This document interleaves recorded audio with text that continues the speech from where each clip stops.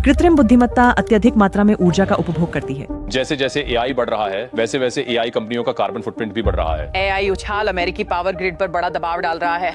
हम कृत्रिम बुद्धिमत्ता के लिए एक विशाल बुनियादी ढांचा बना रहे हैं जो अत्यधिक ऊर्जा और पानी का उपयोग करता है। अनुमान है कि आने वाले वर्षों में एआई वैश्विक ऊर्जा खपत का 1% तक हो सकता है। ये उद्योग विशाल ऊर्जा उपभोक्ता है। वर्तमान एआई उछाल से बिजली की मांग में 40% की वृद्धि हो सकती है। वर्चुअल सहायक से लेकर सिफारिश प्रणाली तक एआई हमारे जीवन के हर पहलू में समाहित हो रहा है। एआई हर जगह है। गूगल सर्च, फेसबुक, यूट्यूब की सिफारिशें, टिकटॉक। पिछले दशक में हम एआई सिस्टम से घिर गए हैं जो हमारी दुनिया को समझते हैं, हमारे निर्णयों का समर्थन करते हैं और हमारी सृजन क्षमता की नकल करते हैं। इसने तकनीकी दिग्गजों को अधिक कुशल ऊर्जा स्रोतों की तलाश करने के लिए मजबूर किया है, हालांकि वे जरूरी नहीं कि पर्यावरण के अनुकूल हों। तो कैसे तकनीकी कंपनियां परमाणु ऊर्जा की ओर बढ़ रही हैं और इसका वैश्विक ऊर्जा खपत पर क्या प्रभाव पड़ता है? पिछले दशक में दुनिया ने कृत्रिम बुद्धिमत्ता द्वारा संचालित एक अभूतपूर्व तकनीकी परिवर्तन देखा है। इस क्रांति ने संभावनाओं की एक दुनिया लाई है, लेकिन एआई की तीव्र वृद्धि एक महत्वपूर्ण चुनौती भी प्रस्तुत करती है, इसकी ऊर्जा की मांग। हर बार जब ChatGPT जैसे एआई मॉडल से कोई प्रश्न किया जाता है तो यह गूगल या किसी अन्य सामान्य ब्राउजर पर खोज करने की तुलना में काफी अधिक ऊर्जा संसाधनों का उपभोग करता है। एआई क्रांति हमारे विश्व को तेज गति से बदल रही है। संभावनाएं अनंत लगती हैं, लेकिन वास्तव में एक बहुत महत्वपूर्ण चीज बिजली द्वारा सीमित हो रही है। एक ChatGPT क्वेरी में एक सामान्य गूगल खोज की तुलना में लगभग 10 गुना अधिक ऊर्जा लगती है और उतनी ही ऊर्जा जितनी की 5 वॉट की LED बल्ब को 1 घंटे तक जलाने में लगती है। एक हालिया अध्ययन के अनुसार एआई का उपयोग ऊर्जा खपत के स्तर को अर्जेंटीना जैसे पूरे देशों के बराबर कर सकता है। अंतर्राष्ट्रीय ऊर्जा एजेंसी के अनुसार डेटा केंद्रों की बिजली खपत 2026 तक दोगुनी होने की उम्मीद है, जो जापान के समान स्तर पर पहुंच जाएगी, जो दुनिया में चौथा सबसे अधिक ऊर्जा खपत करने वाला देश है। यह वृद्धि न केवल कंपनियों के लिए बल्कि विश्व भर में ऊर्जा अवसंरचनाओं के लिए भी एक चुनौती प्रस्तुत करती है।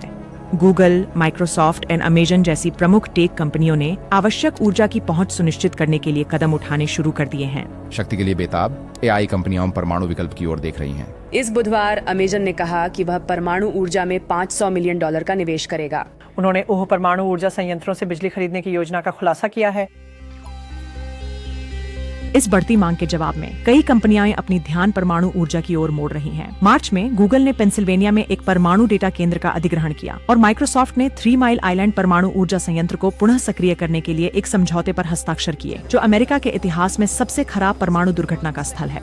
ये परमाणु दुस्वप्न की पहली कड़ी थी। पेंसिल्वेनिया में आज एक परमाणु ऊर्जा संयंत्र में हुई खराबी शायद अब तक की सबसे खराब परमाणु रिएक्टर दुर्घटना है। ये सुबह 4 बजे के करीब नंबर 2 जनरेटर पर हुआ। कुछ कारण से द्वितीय कूलिंग सिस्टम विफल हो गया। इसने रिएक्टर को बंद कर दिया, लेकिन गर्मी और दबाव बढ़ गया और कुछ रेडियोधर्मी भाप रिएक्टर को रखने वाली इमारत में और अंततः संयंत्र और हवा में निकल गई।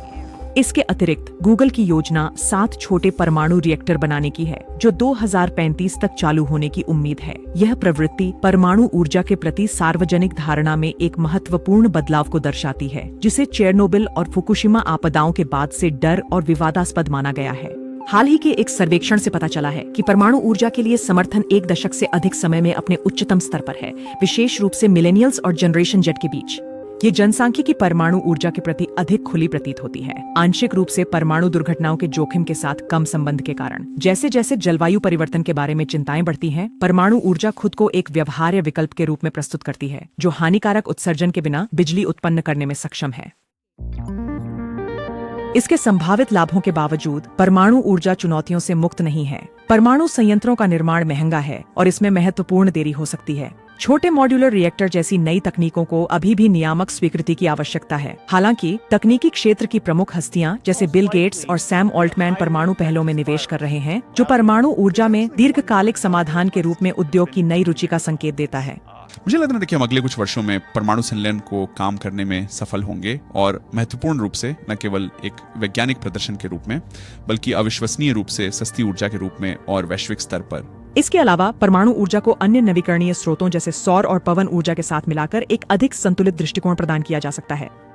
बाइडेन प्रशासन ने जलवायु परिवर्तन से निपटने और कार्बन उत्सर्जन को कम करने की अपनी रणनीति के हिस्से के रूप में स्वच्छ ऊर्जा, जिसमें परमाणु ऊर्जा शामिल है, के लिए एक सक्रिय दृष्टिकोण अपनाया है। परमाणु ऊर्जा को सौर और पवन जैसे नवीकरणीय स्रोतों के साथ एकीकृत करने वाली विविध प्रौद्योगिकी पोर्टफोलियो को बढ़ावा देकर प्रशासन एक स्थिर और सतत ऊर्जा आपूर्ति सुनिश्चित करने का लक्ष्य रखता है। ग्रीन हाउस गैसों का उत्सर्जन किए बिना बड़ी मात्रा में बिजली उत्पन्न करने की क्षमता के साथ परमाणु ऊर्जा को प्रशासन के महत्वाकांक्षी जलवायु लक्ष्यों को प्राप्त करने के लिए एक महत्वपूर्ण घटक के रूप में देखा जाता है।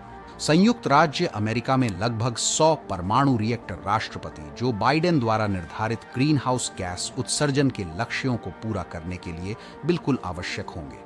परमाणु ऊर्जा को लें, जो स्वच्छ ऊर्जा का सबसे बड़ा स्रोत है। ये 60,000 से अधिक श्रमिकों को रोजगार देता है, जिनमें से कई आप हैं। 2035 तक 100% स्वच्छ पावर ग्रिड के लक्ष्य को पूरा करने की कुंजी इस पर काफी निर्भर करती है। इसलिए हम मौजूदा संयंत्रों को खुला रख रहे हैं, बंद किए गए संयंत्रों को फिर से शुरू कर रहे हैं और दशकों में अमेरिका के पहले नए परमाणु संयंत्र बना रहे हैं। यह रणनीति उत्सर्जन में कमी के लक्ष्यों को पूरा करने और भविष्य के लिए एक स्थायी ऊर्जा आपूर्ति सुनिश्चित करने के लिए महत्वपूर्ण है।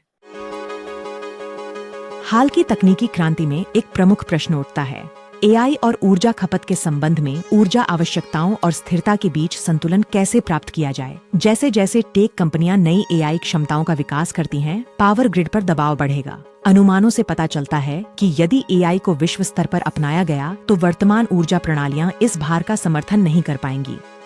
एआई के उदय के साथ इलेक्ट्रिक वाहनों के उपयोग और क्रिप्टोकरेंसी माइनिंग में भी वृद्धि की उम्मीद है, जो ऊर्जा की मांग को और बढ़ा रहा है।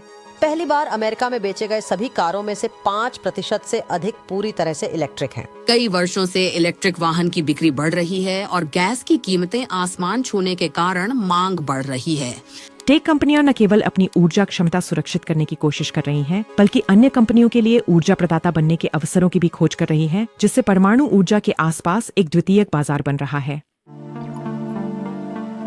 जैसे जैसे एआई विकसित हो रहा है, वैसे वैसे ऊर्जा उत्पादन और वितरण में नवाचार भी हो रहे हैं। वास्तविक समय में ऊर्जा उपयोग को अनुकूलित करने के लिए एआई का उपयोग करने की संभावना एक महत्वपूर्ण बदलाव हो सकता है।